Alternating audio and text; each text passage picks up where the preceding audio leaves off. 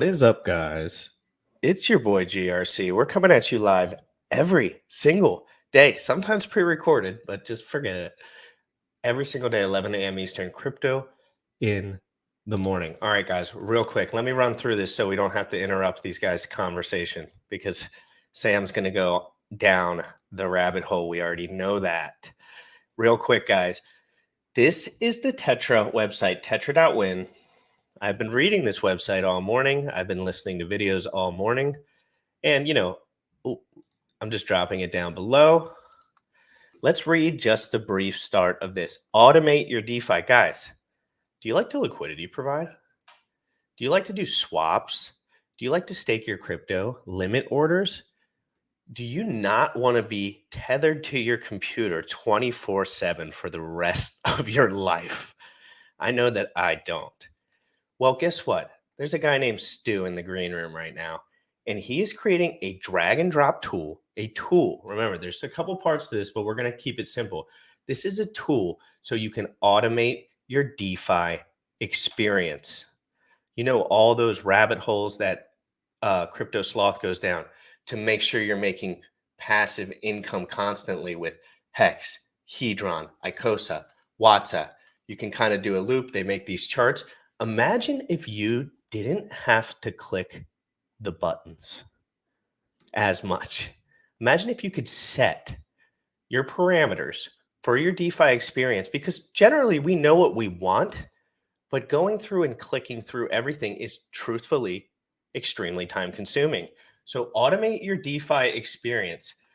Automate your DeFi. Tetra is a completely self-contained software as a service with a friendly user toolbox to allow you to streamline and simplify your blockchain experience without ever giving up your keys and your coins, guys. This is serious stuff. The Tetra protocol is designed to save time and effort with the goal to enhance our customers' experience in the world of cryptocurrency, guys. And I'm just going to get into this for a second because there's a few parts to this. So we have the R1 and R2 tokens. Take part in the refraction R1 and the reflection with a nice capital Hex in there, R2 protocols to acquire the Tetra token. So we might go down that rabbit hole about how to acquire these tokens, but really I just want people to understand what we're going on.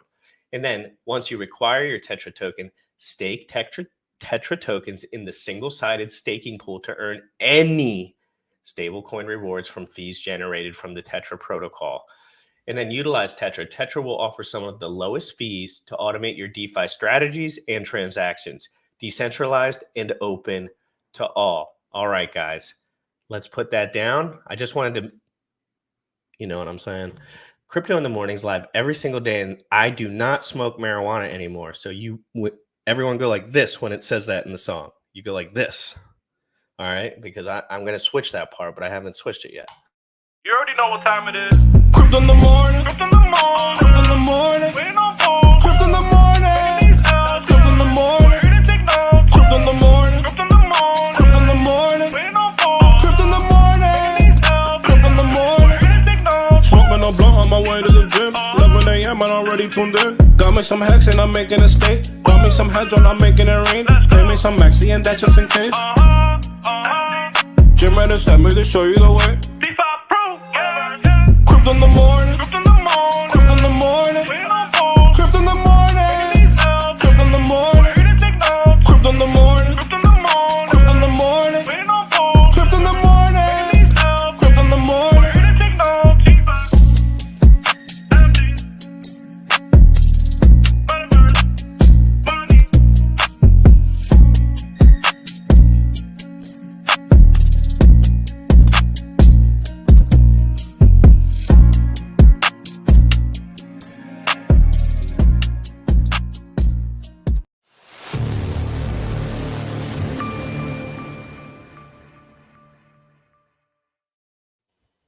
Dude, good morning. Thank you for coming on, brother. This is exciting. LP, this morning, I took about 45 minutes. I got stuff on different chains, and I was like, on my to-do list here, it says go through and check all your stakes on different chains. And I go through and take 45 minutes, and I've got stuff over here. I've got stuff over here. I've got stuff over here. And then you have to check LP pools and all this stuff. And it sounds like what you're putting together could make this whole thing a lot easier. How are you doing this morning? Thanks for coming on, bro. Thanks for inviting me. It's great to be here. Yeah, it's exciting stuff. Well, I'm looking forward to diving in deep, and it's good to speak to you guys being LP providers as well, because it's going to form a big part of what Tetra is and how it's going to save you time and just let you print more money, right? So that's it. I need Sam to have every waking moment in his day available because that's basically like time and money, my only two options in this world, basically. And I need time. And Sam uses and inches out and squeezes every single moment out of this world. And if he can have 2 more hours, if I could have 2 more hours, we could be so much more effective in making this world a better place. And Stu, let's get into this, because this is an absolutely intense from the back end. And technically, like, I don't know how you're getting through all of this stuff. So let's talk about your background, because I want to know what you've gotten into your world. Let's talk about your work background and then how you got into crypto, and then we'll start talking about Tetra. Sure, yeah. So qualified as an architect, worked in the construction industry, working on commercial developments, domestic renovations, just basic bread and butter stuff. Worked for myself for a long time, and had a business partner along the way, and had ideas about how we could simplify, putting together a 2D blueprint or a design, as well as a 3D visualization, which is really time consuming, and then tying all of that information into like a database, like blocks that you could drag and drop into your design, right? Put together your blueprint in 2D, and then it would generate a itemized estimate or quotation. You could do invoicing. You could just like manage your business for this tool.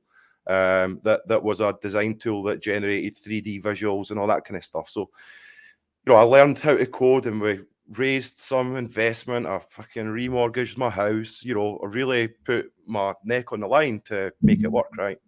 And we had a developer straight out of university, and he and I sort of started the development, and we grew the team. We dominated the UK market, where every manufacturer that was within this industry basically signed up to our database.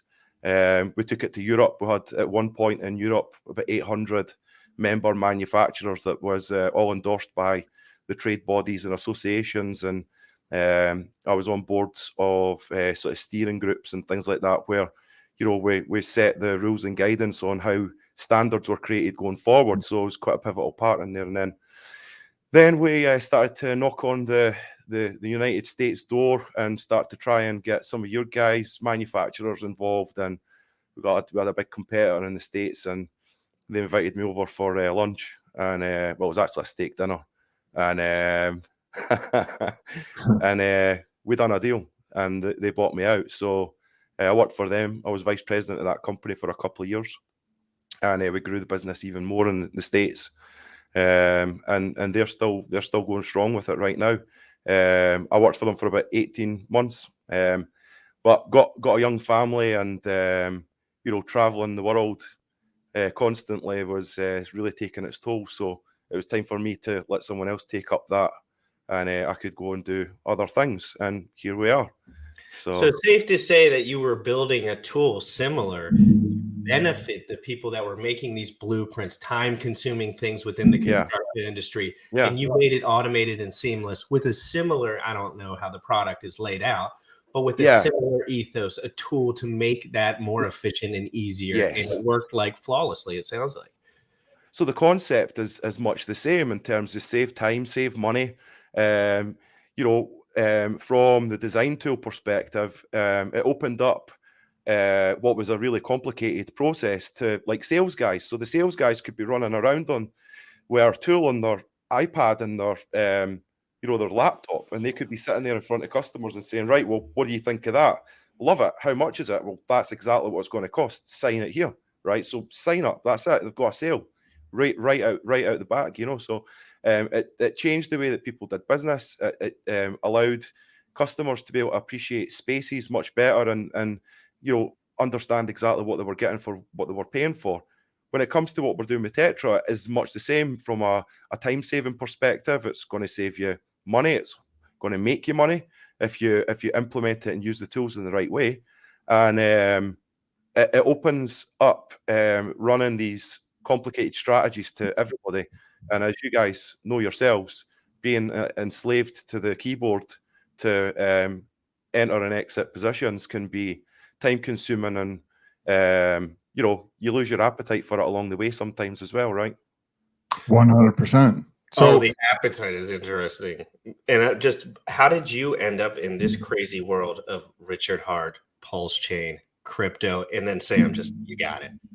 Yeah. So probably mostly like everybody, I wish I got in earlier than I did. Centralized exchanges, and got dragged into the Binance memes and all this kind of stuff, NFTs, the usual story. And then there was a mutual friend, someone I worked with at the time, that had sent through videos of Richard and various other influencers and things like that as well, and kind of took a look at it, and I was like, I don't know about this, right? And it took me a while. It was like analysis paralysis, right? It was just constantly kind of think, is this the right thing to do? And then you're looking at the chart, and I managed to get in to Hex at about 16 cents on the way up last bull run. And yeah. Oh, so you got your face melt. At least you got your face. You saw the face melting gains. I mean, you saw it, you witnessed it, and you experienced it, and then you saw it on the way down. Very interesting.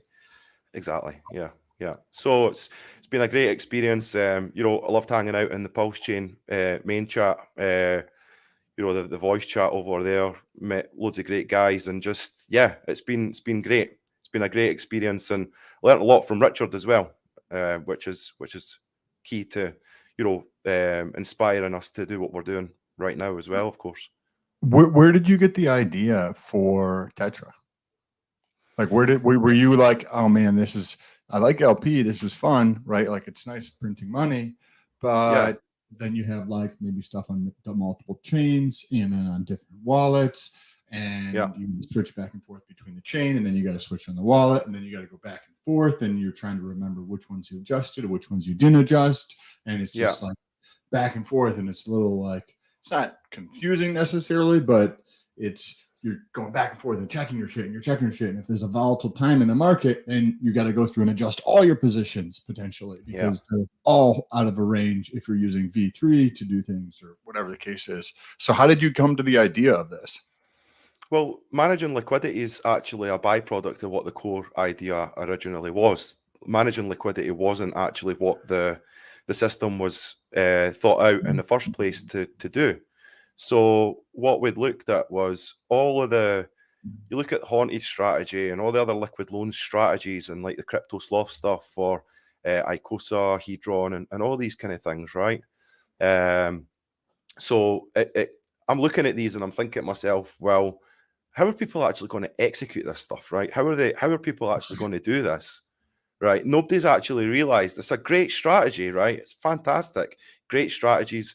And you run it, and you get the market at the right time, and you do this and you do that. You're going to need to be sitting in front of your computer constantly, right? So the biggest problem that we wanted to address was obviously giving people time back, right, to be able to execute this stuff that adds value to the whole of the ecosystem, right? And as part of that, I'm sorry, I've lost my train of thought here. So what you were asking, what was the original question, Sam? Yeah, the idea behind this. Exactly. Sorry, yeah. So running these strategies was going to be time consuming, and I wanted to find a tool that was going to let me do this, right? And I thought, well, there's nothing out there. I wasn't overly surprised about that. So then we started to look at, well, how can we automate these? How can we? And then Power City are doing sort of something similar. They've got their amplifier product, and that's just kind of fixed strategies, if you like, and they're doing loads of other stuff as well, which is fantastic. But what we wanted to do was create a tool that was going to allow you to basically automate any transaction, anything. You could do anything. And that comes with a lot of problems and a lot of potential security issues as well, in terms of, well, how is that going to work? Is it going to be centralized? Are you going to need to hand over your keys to the protocol? Are you going to hand over your coins? These principles, we wanted to make sure that none of that was ever going to be required, that you were going to be able to interact with the tools that we create in a very safe way, that where you are totally in control of all the security elements that I've just mentioned there. So that was a big challenge, to come up with a way that all of that can work. And as a result of it, it allowed us to expand the view of what Tetra was going to do as a product, not just to automate strategies, but essentially to automate any type of transaction on the blockchain. We've developed some stuff that allows for that to happen. So it's not to be looked at as just a tool for managing LP. It's a generalized tool, and the idea came from, obviously my background and problem. I like to solve problems. I like to make life easy. I want this tool for me as well, right? And I seen a gap in the market for it. So it never took long for those dots to connect in my mind to say, well, if nobody else is creating this, and we've got all these great strategies out there when Pulse Chain or whatever launches, then people need to be able to do that. So we can give them the power to do that with Tetra. So this could be to help manage LP positions, but this could also be a tool to utilize if you want to buy the dip, or this could be the tool to, you could create this into some type of bot. That's what was running through my mind as you're describing this tool. If you can set up a sequence of things you want to be done, you could set this up to do all sorts of different stuff. So buying the dip, just as an example, buying the dip, what we call that as a visual limit order, right? So you create the limit order visually, and you drag and drop your block, which is the limit order block, and you select the asset that you want to buy. You say what price you want to buy it at, and these are just drop down fields right there in the editor. And then you tell it what dexes do you want to go and scoop up the price at this, this asset at this price. So you could spread your limit order across a multitude of different dexes that have LP pools, and kind of have a much better chance of filling that order. And if you were just going to do it on Matcha, for example, then you might miss it, or you might only fill half it, or whatever. If you're doing it across multitude of different pools, across different dexes, you've got a much better chance of getting that filled, right? So that's one, again, that's what we call a visual limit order. And it sounds like the UI from what you're describing is almost like a email builder, or like a Wix or a Squarespace type of drag and drop box in, box out. Is that kind of like what you're envisioning? Exactly. I mean, we want it to be as user friendly as possible, right? And if you take a look at tools like general node-based programming, right? So we used this example before, but there are so many out there. I need to maybe find some that are a bit easier, and we'll have demos running pretty soon as well, where we can actually just bring it up and you can see how it's going to look. But if you take a look at the Unreal Engine, right, which is a game development tool, and they've got their node-based programming script, and what it is it's like drag and drop. So you drag and drop these boxes, and then you draw a line from box A to box B, and then you're basically telling it what you want it to do in each box. And should the conditions be met on change when you get from block 1 to block 2, or block A to block B, then if it's price, or if it's daily volume, or whatever the condition, that's what's called a variable, right? But from a user's perspective, this is zero code, right? So there is no code in creating this. It's drag and drop. You select the parameters of what the condition in the market looks like for that step in a strategy or an automation to effectively execute. So, So this is like the those tools, like if what are those ones, like if this then that type tools?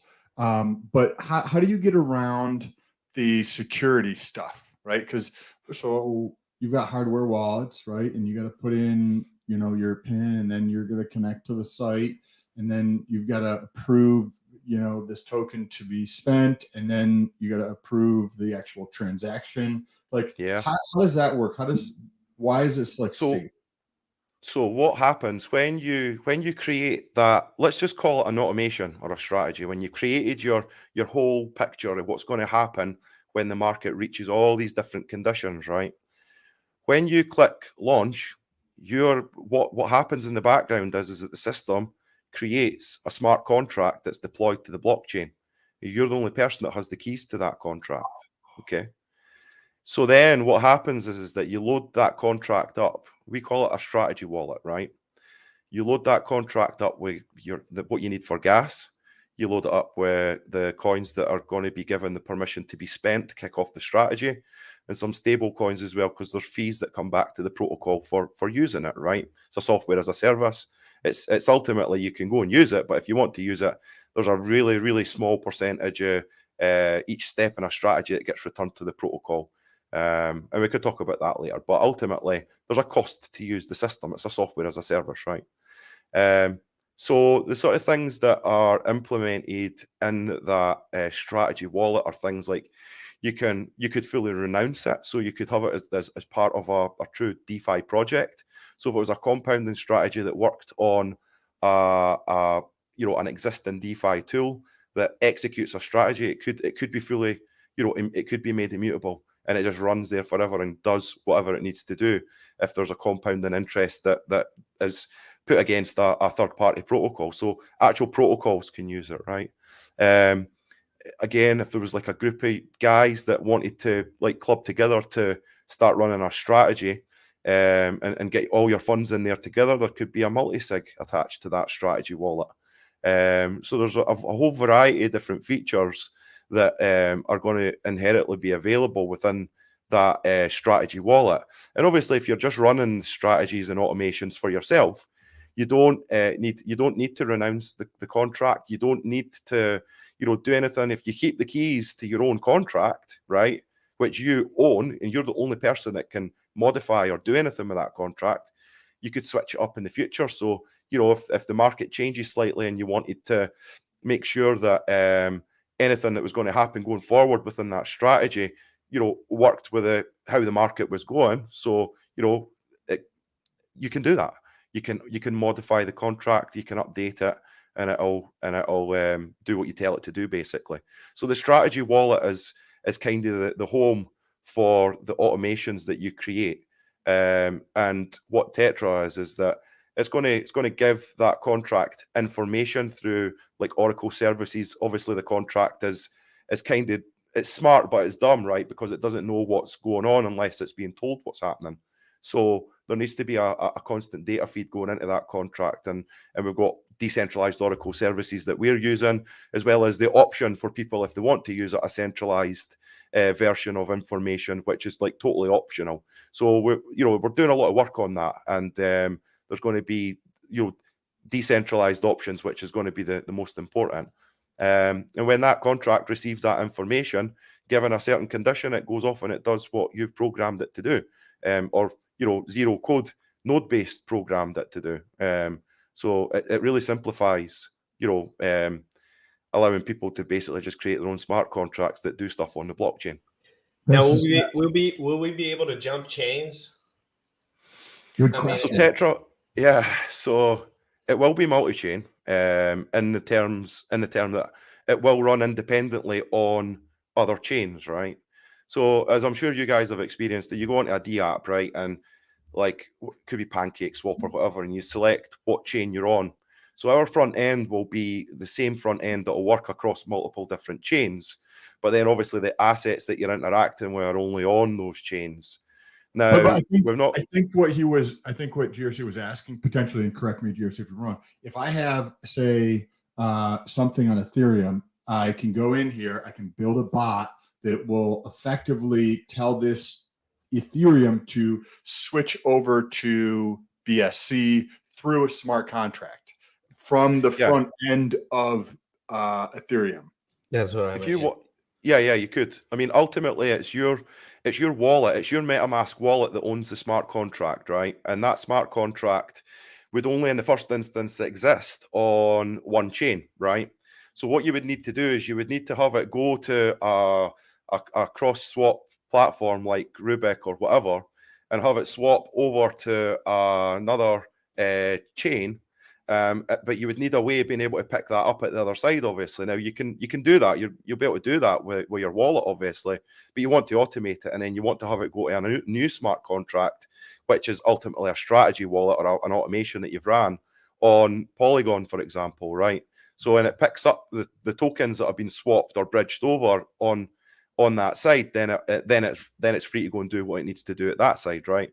So that's a bit more complicated, but having cross-chain strategies is possible, but it's a bit more complicated, obviously. And I think in the future, I think in 2 years, this conversation will look a lot different from the things that other people are building trustlessly, switching from chain to chain. Seems like a big, crazy deal now. A lot of people with a lot of money would say there's a security risk there.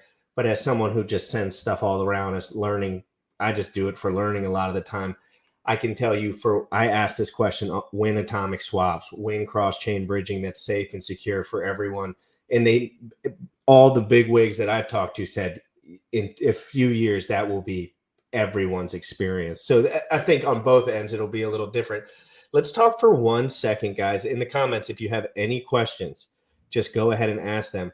But let's get into some details real quick. So this is the Tetra ecosystem roadmap, Sam. And in order to acquire Tetra, there's a few things that have to go on. So we have here R1. Just before we go any further, I'd just like to say as well that you don't need to hold Tetra tokens or any of the tokens in the protocol to be able to use the system. So the system will be open for everybody. The tokens and the protocols are kind of precursors if anybody wants to hold Tetra at some point. So I just wanted to make sure that that's clear, that you don't need to hold Tetra to use the protocol. Well, so let's talk about the R1, R2, and the Tetra launch. Give us your little explainer of that, and how involved do people have to be? I know there's tokenomics. I know there's distribution. We can look at that in a while. But why is that part of the system, and how does it work? Yeah. So we originally had a sacrifice for the Reflection project, which was a project that it was kind of the second choice because we wanted to build the strategy builder, but then we had to come into some issues and we thought, well, I'd like to get someone out, especially on Pulse Chain, something that people can use to DCA into their favorite coins or hex or whatever, right? So we were kind of fixing the Reflection style contract. There was still a tax, but we've done away with all of that now. And we've obviously had time to pivot because there's been delays with Pulse Chain. So I've had time to be able to go back to the drawing board, so to speak, for Tetra and fully realize how it's going to operate and how it's going to work. And that's taken a bit of time and quite a lot of energy, right? So we had to scope a lot of that stuff out and try and come up with solutions to the blockages that were allowing us to go ahead and say, right, we can definitely develop this, right? So we spent a lot of time to do that, and it then soon became apparent that what Tetra could potentially be was going to be so much more than what Reflection was. It was a complete change in direction, and we'd already had the sacrifice. The sacrifice was closed. We'd brought funds in, and we'd done marketing. We'd spent money to get the word out there about Reflection and how it was going to change things for people in that respect, and how they could get involved in this cool protocol, right? So the last thing I wanted to do was to go to the Reflection sacrifice set and say, well, we're not going to build Reflection anymore. We're just going to change it all. And this is what you're going to get, like it or lump it, right? So I never done that. And I wanted to keep my integrity, and I wanted to say, look, we're still going to build this. In fact, it's built, right? It's already built. It's been built for months and months. But we've been waiting for Pulse Chain to launch. So there was an opportunity for me to do something by having a precursory project or protocol in the form of Refraction R1, which is the project that launches Friday next week. And you're going to be able to get some R1, and then you're going to be able to burn it to get R2. But ultimately, there are going to be no open market available tokens to buy in Tetra. So it's going to be given, or if they want it, anyone that sacrificed for R2 can still stake and still get any ERC20 as the rewards, or they can burn it and get Tetra tokens as a better opportunity long term going forward. So we say as well, if we build a Refraction R1, which is the first protocol that will launch 17th of this month, that this kind of opens up an opportunity for us to give something back to the community. It's you could treat it as a bit of fun, but it's quite serious at the same time. It's an opportunity. It's like an early. It's like the last early bird opportunity to get involved in the ecosystem that we're building here. But again, just to reiterate, you don't need the R1, R2, or Tetra tokens to be able to use Tetra. So this is yeah. So how does that work though? So like you said that you raise money for a different thing that you were coming out with, and then you started talking about R1, and then you started saying that you could take your R1 and convert it to R2. And so how does that work? So you take your previous, whoever sacrificed for the previous thing can get R1, and then they could turn it R2. Can you walk us through the sequence of how? Yeah, so I mean, all this information's on the website, but ultimately, in a nutshell, the starting point of the whole journey here, if you like, is going to be Refraction R1. So there are no team tokens, and we're doing a very small 10% airdrop to those that sacrificed for R1. And we had a private investment round, no VC, no venture capital. It was all individuals, friends, family, people here in this community as well that financially supported the development of Tetra, right? So those guys get a 10% airdrop, and then the other 80% is effectively going to be for staking rewards and LP. So the numbers are up there on the website in terms of what that breakdown and things like that are. So there's going to be like 6 or 7 different staking pools, Sam, and you can stake your R1 tokens into these pools, and they're time limited pools.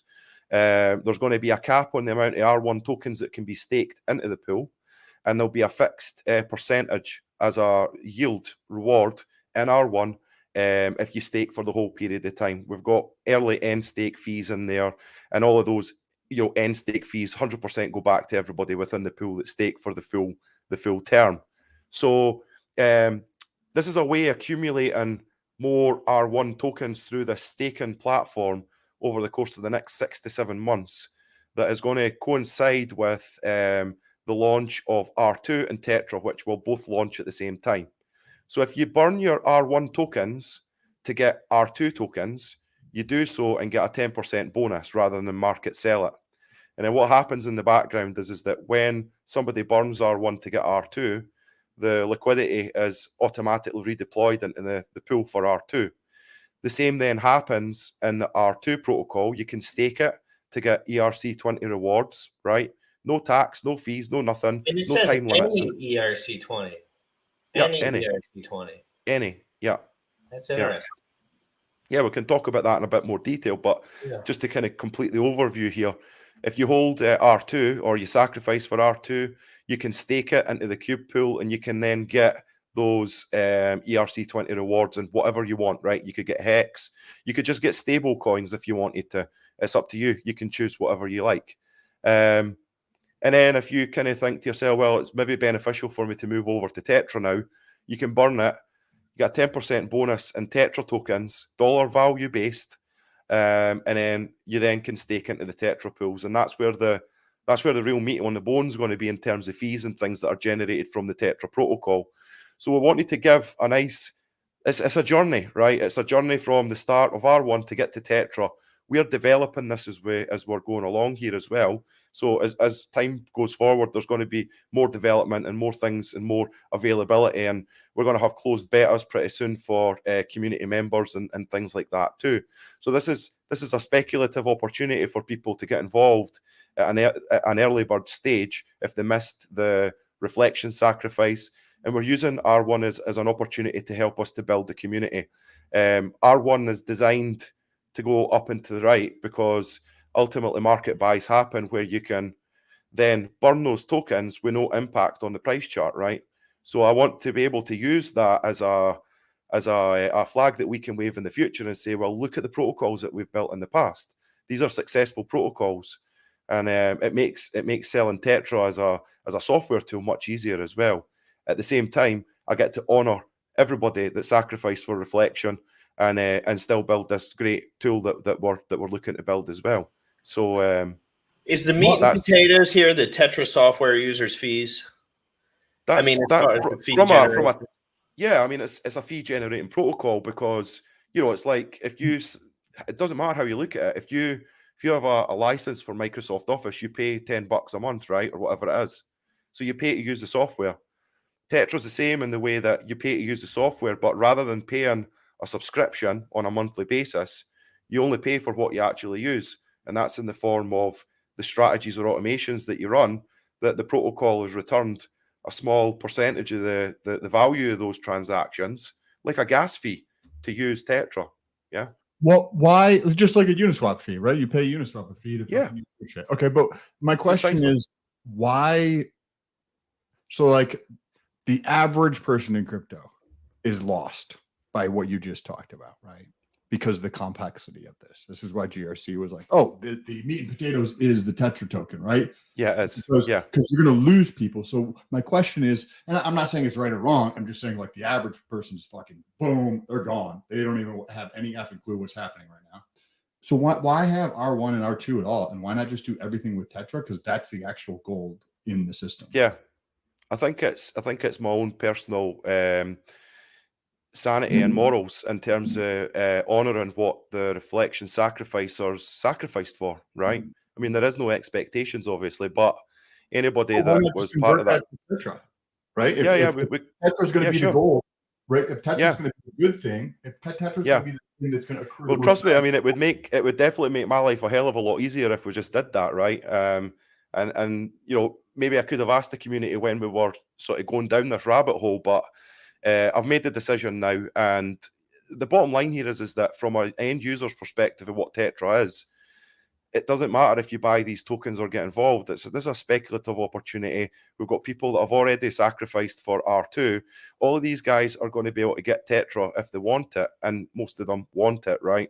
But the long-term goal here is not us shilling tokens, right? Or even shilling Tetra tokens. People are just going to want to buy them, I think, and hold them and get fees if that's what they want to do. But what we really want for mass adoption is to drive the protocol forward.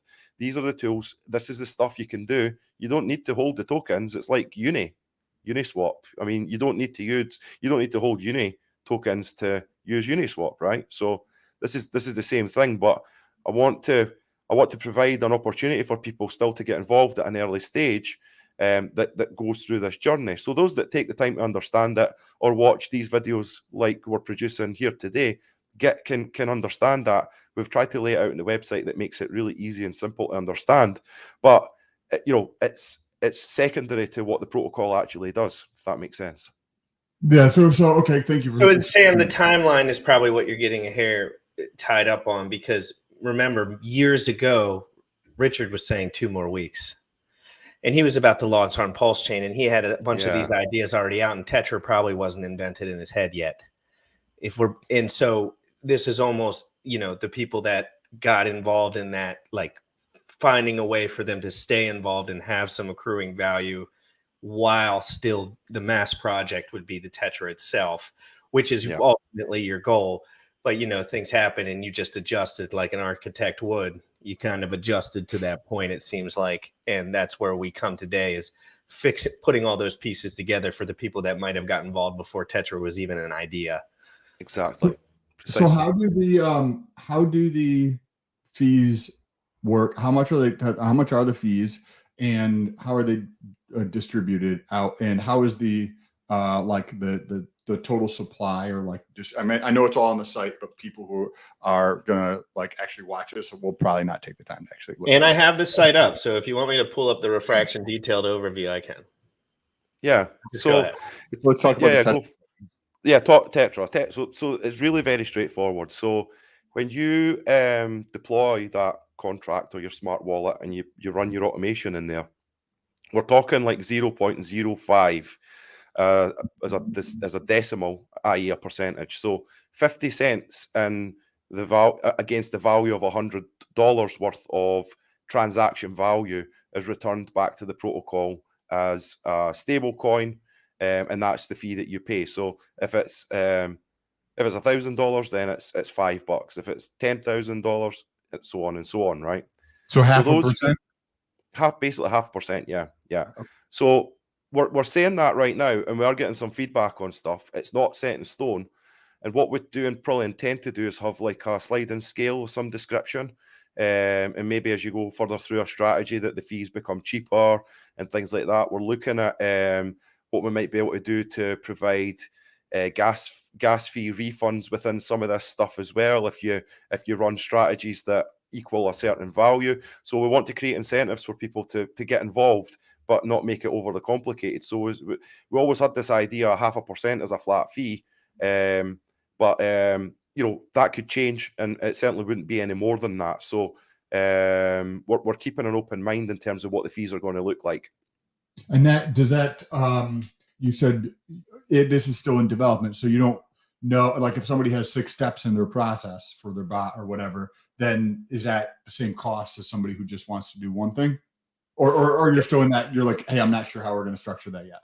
Yeah, I mean, ultimately, what we've said and what we think is going to be the case is that for each step within a strategy, there would be a fee. It wouldn't necessarily be the same fee. It might get cheaper as it goes forward, but we're still making, we're still cooking that right now. So we don't know what that's going to look like exactly. But if you want to base some calculations on things that you might want to use Tetra for, if you base it on 0.5% as being the worst case scenario, then you can work out what it's going to cost you to run certain things. The bottom line here is that, and this is really important to remember, is that a next stage within a strategy wouldn't actually come to fruition unless the market conditions became available, right? So in theory, if you set up a strategy or an automation, it's not going to complete the entire cycle of the automation unless the conditions are met. And you wouldn't actually set the conditions where you are going to lose money.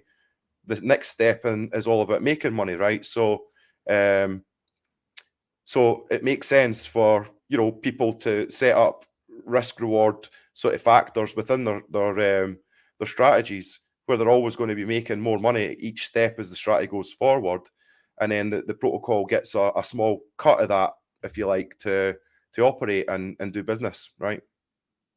So if the idea right now would be that if somebody sets something up, they pay a fee.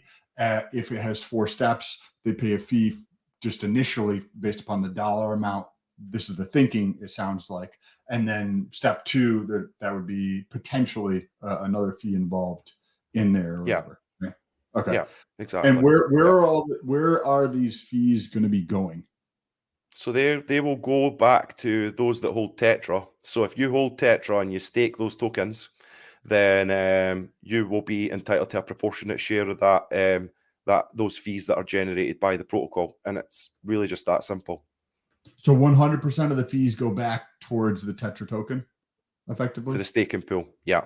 Although there's a 30% allocation to the protocol itself. So that's going to pay for, future development work. It's going to pay for Oracle services. It's going to pay for servers. It's going to pay for all the stuff that's required to make things move forward. But then the rest of those fees, i.e. the other 70%, goes to anyone else that holds those tokens that stake them, and they simply just receive stable coins as yield from usage of the system. Can I want to give you my thoughts on this and take it for what you will, and you do like that's fucking stupid, or maybe you find some value in it. That's stupid, not effing stupid. Did I say effing stupid? I didn't mean to. So the idea behind these types of protocols, or any type of protocol, is to get users to use it, right? Because then the awareness spreads and the number of transactions goes up. The fees come in faster, right? On them. This how I think about them. There's a bunch of different things out there, which I'm sure you've seen, where if somebody holds a certain amount of Tetra, then, or whatever token it might be, then they can eliminate the fees associated with that, with usage of that protocol thing on there. And then when you're describing the idea or thinking behind the fees, I like to do these things myself, but I know that if I'm trying to sell GRC and 1,000 other people to it, I need to make it the simplest, really straightforward. Yeah, of course, I agree. One fee, period. Everybody in your chat is going to be just as nerdy as we are, and they're going to be like, oh, you should do this and you should do that. Make it as simple as fucking possible. This is the first, to be fair, Sam, this is the first time that I've mentioned any possible changes to what a 0.5% would look like, right? And there was a few comments on a couple of the other live streams where people thought that this 0.05, which is a decimal for 0.5%, but I think people are getting a bit mixed up here, and they're doing a 0.5 within their mathematical transactions and looking at the fees, and it's like, well, wait a minute, there's something not quite right here. That's really expensive, right? So when you do that, then it just makes it look bad. That's not the case. It's as a decimal, it's 0.05, which is equivalent to 50 cents in the $100 in essence. So that's the baseline here. But what I'm saying, I think, I just wanted to get out publicly, is that we're not completely fixed on that, and that we might even have it in such a way where the fees could be reduced by the protocol, and have like special offer week and stuff like that. Black Friday stuff is like run your strategies for free on Black Friday or whatever, right? So there's promotional opportunities going forward, and I think that's more important for me to get across in terms of what fees are going to look like, rather than, we want to incentivize people to come and try it out and stuff as well. So there's a whole bunch of stuff there. But yes, I agree. What I don't necessarily agree with is not forcing people, but even giving people the option that if you held Tetra that you would get a discount or zero fees. I think that it's important for us from a decentralized perspective to say that you can use this regardless on the same level as everybody else, and that the Tetra token or is not.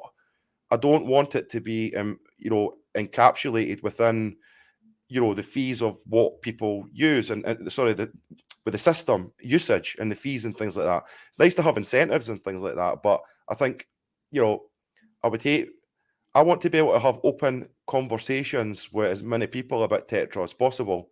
And the more, and especially in the future, once we're actually out there and up and running, the more open discussion I can have that doesn't involve me shilling any form of tokens that are associated with Tetra. This is a tool that you can just go and use. And that's a much easier conversation for me to say at the end, oh, by the way, if you go and buy some Tetra tokens, then you can get cheap fees. And then it's like the shoddy salesman. I don't want to have that conversation. I want to keep it out of the equation completely. But I hear what you're saying. What about doing it in kind of a reverse way then, and saying that it's free for everybody, except for if you use it more than, like, the first time it's free, the second time it's a 4 decimals and a 5, right? So it's a fraction of a fraction of a fraction of a percent, right? And the frequency of use increases the amount of the fee up to a cap of, if you've come to that, because the idea is to get people involved. And if I have to pay a fee to do a transaction that could potentially happen in the future, I'm not going to do that.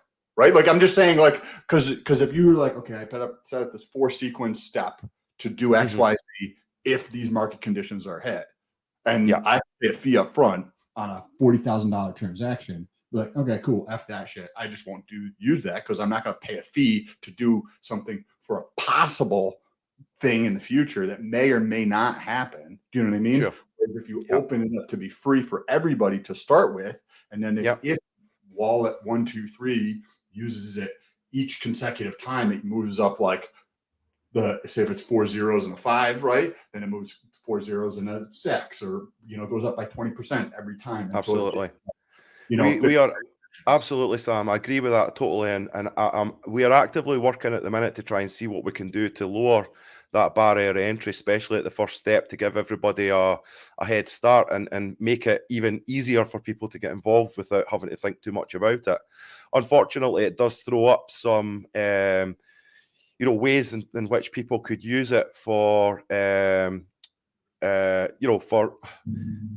way that would harm the protocol, if that makes sense, especially when it comes to cost. So having a cost there is going to be important, but how we manage that and how we reduce that in some way, I don't know yet. But we're definitely working on all of that and thinking about how we can do that. Yeah. What can I ask? What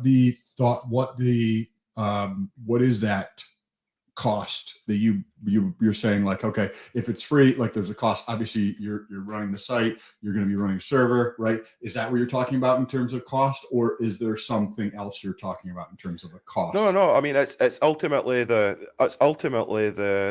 what it comes down to for the user is the gas fee and the cost that's associated as the fee to use the protocol, right? So within that fee to use the protocol, some of that money is used to pay for the ongoing costs to run, the systems, right? We've got oracles to pay, we've got, constant data services that are going to need to be upkept, and then we've got future development and things like that as well. So, that's all part and parcel, what the long-term goal is. So, I don't know if that answers your question. Could it be? So I'm just thinking out loud, and we're just having a conversation here. So Sure. say, right, it's a 70-30 split, right? Currently, that's the thinking of how you're. Yes. 30% going protocol, 70% going up to. So if the 30% went into a locked liquidity pool where all of the fees, or say X amount of, and you could structure it as in it's Tetra and USDC, Tetra and Ethereum, or some percentage is split in between them. And then this is all coded in advance, right? And every time it gets to 1 or 2 standard deviations away from the center, it readjusts the position or something like this. And the fees associated with this would go towards the development and supporting the cost. Absolutely. This is exactly the kind of, this is exactly the line of thinking that we're, go for it. Yeah. But also, so you could do it in such a way that at some point, if the fees hit a certain amount of cap, so you have an idea what your costs are, right? So when they hit that cap, then 50% of it goes into reducing the fees in the system, right? So this way, people understand that, hey, if they use the system, if they encourage other people to use the system, because you're creating an incentive for the community to encourage more people to use it. Because if more people use it, that 30% that goes into the LP pool at some point drives the cost of the system down to 0 for the user, because the pool is big enough that's generating enough to supply for all the costs of the data feeds, etc., servers, your time, etc., enough to you feel comfortable with the reward for yourself. But then also the fees in the system are driven down to 0 if people drive in other people into the system. Absolutely. These are all the things that are on the table that we're totally discussing right now, and taking a portion of that yield and putting it into LP, or maybe even running some compounding strategies ourselves as well from the protocol's perspective that we could then use to return value back to the user base in the form of reducing fees or offering like a gas-free weekend or whatever it might be, right? So there's loads of things like that would definitely want to explore what the opportunities are there. It's part of the bigger picture, and obviously what we're doing at the minute is we're knee deep right now in code and formulating more ideas and making sure that things are going to be secure, and want to get this user interface ready as soon as possible so that Jimrat can look forward to the future and start sleeping at night, right? Yeah, all I can think about is the fact, Sam is way better with business, and all these metrics are extremely important, and he understands why. My brain is literally stuck and locked in that I might have an opportunity because at some point you said it becomes dull and you don't want to do it anymore. It's like sometimes I can get a 10x on something and I'm just so strung out and done, and I'm like, I don't even want to pull out my computer. I'm like, I just want to go to the gym. I just want to do this, because if you do something day after day after day and it takes a long time, you literally just get tired of doing it. And I can see how this could scale to everyone in the world. I could see how this could scale, and I'm not talking about the fees necessarily, like I'm not getting in that side of the business of it, but I can see how everyone at some point could be using this to automate all of their stuff. And it just really is opening my mind. And I really want to study more on this, and because I'm already thinking bear market LP strategy, and I want everyone to go to the I've dropped all your links for all 3 websites, your Twitter, thank you, and your Telegram below, guys. So make sure. And guys, when you're doing a video with Stu, this is for all the YouTubers out there. you make sure you put all those links below, you lazy bastards, because I can't find the links anywhere on your descriptions.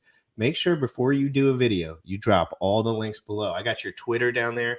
I got that Telegram chat group for discussions, and that's where I want the guys that are very interested in this. Yeah, go. especially the strategies we've got. So actually, it's been fantastic. Just like over the last couple of days, there's a couple of the guys in the community that have actually went ahead and created their own Telegram room to talk about strategies, and I'm like, this is amazing, you know. So it's definitely capturing people's imaginations, and there's guys out there that are like working super hard on building stuff in terms of strategies and coming up with ideas, whether it's like for Pulse Bitcoin, like automating your ASIC miner farms, right? So one of our guys has done like an ASIC miner farm video on how you can automate the whole thing using Tetra, right? So it's like stuff like that. There's no corner of the blockchain that we can't influence.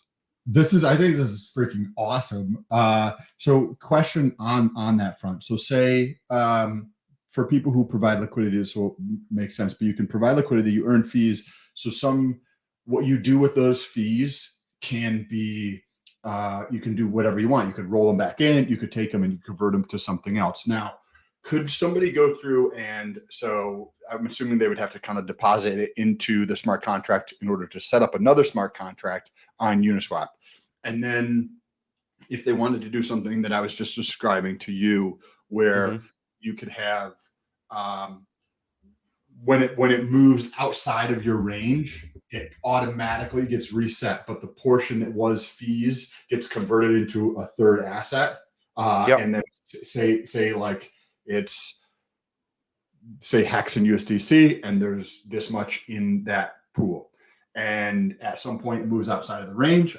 This is the range, and my nose is the price moving outside of here, right? And you got 20 grand in there, and you have $1,800 or $3,000 in fees that have been earned over the course of, say, a week or 2 weeks or 3 weeks or something. The principal amount gets re-put back in at some reference range, and then the fees are, say, converted to Hedron and then automatically staked in Icosa. Could all this be structured where you have multiple trees off of the same? Yes. Yeah, that's the whole point. So if you generate yield in your first like compounder or automation or strategy, you can then have those fees go from that strategy, you know, like, and I'm sorry, I beg your pardon, let me be clear on that. You can take your yield that's generated, right? So keep the principal cycling through the whole thing, and anytime any yield is generated for that strategy, then you can go and point it to go and run another strategy, or you could just automatically off-ramp it straight into your bank account, right? That's possible. This is very, very interesting. I think that there's a lot of people that would be, you know, like the nerds like us would be fucking super fascinated by this. This is fascinating to me. And hey, there you go. That's Neil. I wanted to pull up. I watched all of these videos this morning and last night. And look, Sam. So Tetra strategies featuring Pulse Bitcoin, Tetra strategy featuring the Ethereum system, the Hedron Hex system. People are already coming. There's guys that operate very well with these strategies, and they can make great flow charts, and they already have these ideas preloaded into their head. And Neil is doing a nice job of kind of going through slowly. And I don't know anything about this guy, but I've watched all his videos, and he only has 49 subscribers. So let's get his subscribers pamped. I want pamped. And I want, Stu, what is the best place where someone, if they wanted to contact you about a stream or maybe an idea, other than the strategies, if you just had like a personal, I added your Twitter below, but that's the only thing. Yeah, so send me a message on Twitter. I'm not as active in terms of DM messages on Twitter, or you can link to me. Have you got my Telegram? I mean, don't post that, right? Don't. Yeah, I didn't want to post that one. Yeah, please don't do that. Jump into any of our chats on Telegram, and you know, I'll respond within like 30 minutes max, right? So anybody that wants to do anything, that'd be great, and that's a good place to reach out to me. Yes. So guys, you got it. If you're in those Telegram groups, I'm sure he reads them. I'm sure he's active in there. We got Red Squirrel. There's already a bunch of guys that have taken control of also moderating these things, and you know, Red Squirrel there, there. Thank you, Red Squirrel, for helping me too, because I asked him a bunch of questions. He gets back to me really quick. And if you guys are trying to reach out to Sam, go ahead and just scratch that off your list, because it's not gonna. I am not Sam's. Sam might have to just give me. If I could probably get you like $100,000 a year. For people hitting me up saying I'm trying to talk to Sam. If somebody wants to reach out to me, don't do it on Twitter. You're gonna have to do it on Instagram. I barely check my messages on Twitter. There you go. You just got it, guys. Okay. So Instagram. if you want to reach out to Sam, you go to Instagram. And if you want to reach out to him bad enough where you have some dollar symbols, maybe I'll answer you. But I have my whole problem is that I have 76 DMs and about 73 of them are useless. And I'm like, oh my God, okay, I'm not answering DMs anymore. And I guess this happens to all of us at some point, right? And that's why you have to aggregate where you're going. So if I'm ignoring you completely, it's not because I'm not friendly. It's because I don't have enough time. But then Tetra is going to come out, give me my time back, and I might have the opportunity to start answering messages again. And I'm trying my best to be as active as I possibly can. But guys, I do have a life, and I do have restrictions on my life. So please just be calm. Make sure you're smashing that like button right now too. Sam, you got anything? So I just had an idea, and then we'll wrap things up here. Stu, first of all, thank you for your time. Thank you for this. Thank you. This is super cool. And I would like to do it again, if you don't mind, in a couple of weeks. Oh, absolutely. Yeah. Just anytime. Just let me know. We'll do the live demo or something. We could do. Yeah. That'd be cool. That would be good. Yeah, you may have already thought about this or whatever the case is, but if you think of people are going to be doing the steps in the system, right? So what about potentially doing it fees based upon the number of steps? I know you said 0.5 for step 1, this much for step 2, this much for step 3, but what about doing that just so it's all pushed to the front end, so people just see that, okay, if you're doing one step, it's 0.1%, right? So 0.001%. If you're doing 2 steps, then it's 0.25%. If it's doing more than this, then it's each subsequent step brings up to the cap of say 0.5%. Because then it's people who are okay, cool. I'm going to be on vacation during this time, but I'd like to end my hex stake. And they don't want to pay, the high gas fees associated with how hex is structured, because you got to do every single day. Then you've got to pay the fees over here, where something where it's just one step versus somebody else who is going to be the probably power users or something. They're going to be okay, cool. I'm going to do this. I'm going to do this. And then when this gets pulled, I'm going to split this into this. And then I'm going to split this into this. And then from here, I'm going to add this to the liquidity pool and 16 different steps. And you know what I mean? So I agree with what you're saying. And that's kind of definitely what we want to achieve. At the same time, like you said before as well, we wanted to make it so it's easy for people to understand. Having a flat rate is great. And it might be just half of what we're talking about. So 0.25% flat rate right across the board, right? But if we have multiple step options and things like that, it would need to be kind of really easy to understand. And I'm sure we could figure out the maths to make that work so that it felt fair to users, and it was fair to the protocol for what they get as well. So that could sometimes be an easy balance to get, or sometimes it can be quite a difficult balance to strike as well. So we've got plenty of time to be able to figure all of that out, and we're definitely not going to be releasing a product here that makes it impossible for people to use it or feel like that they're being they're paying more than what they should to basically use the tools, right? So there's a fine balance there. I think we'll get it. One thing that I would just like to add, last kind of thing that's really important, just in terms of costs, gas fees and stuff. You were talking there about, well, if you wanted your hex stake to end on a specific day when you're off on holiday and you don't want to have to worry about it, it's cool, you could do that, right? But what if you were doing it at a specific time of the day when the gas was totally optimized, right? So you could say, I want it to execute this transaction for what might be for you 2:30 in the morning, right? It'll do that. And if the gas fees are cheap enough, or you can set that as a variable or a limitation, so you're minimizing your cost of ending a stake or doing any transaction for that matter. So using a gas fee cost as a variable might be an important factor for you, and you can take that into account with the strategies. With hex stakes, it can get the timing of Gwei is pretty easy. I mean, as far as what I've seen, on Sunday at nighttime, you're good, and then there are other metrics within the Hex system where you could wait longer. I wonder if you could plug and play those in as far as good, It's all good accounting. options. Yeah. Nothing. Dude, think about this. So Endless use case. GRC is stakes. endless use case. Everything DeFi I can automate.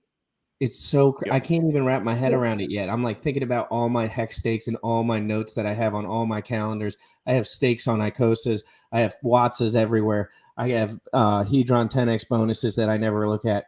And I'm like, oh my God, I have an opportunity. Because as I get further in my crypto journey, I actually have stopped doing things. I've stopped interacting as much because I get overwhelmed with stress.